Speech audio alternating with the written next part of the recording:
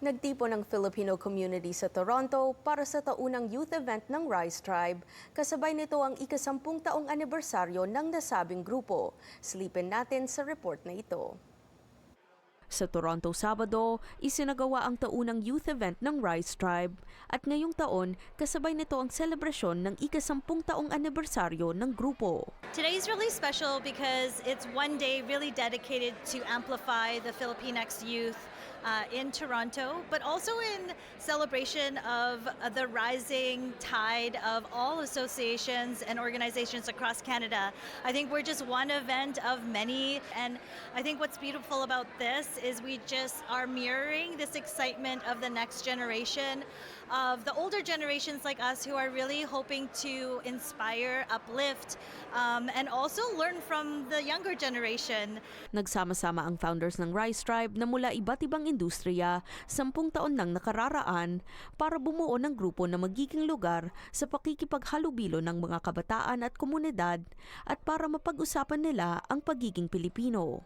Sa event, nakita ang ilang workshops, small businesses at Filipino organizations na nagtipon sa ilalim ng tema na tahanan. Over the past 10 years, Rise Tribe has created what we think is a home base for Filipinx Canadians in the Greater Toronto area to really explore and connect with each other. So we wanted to create this space to really create a sense of home for everyone to find that within themselves, to meet other people, and to build home together.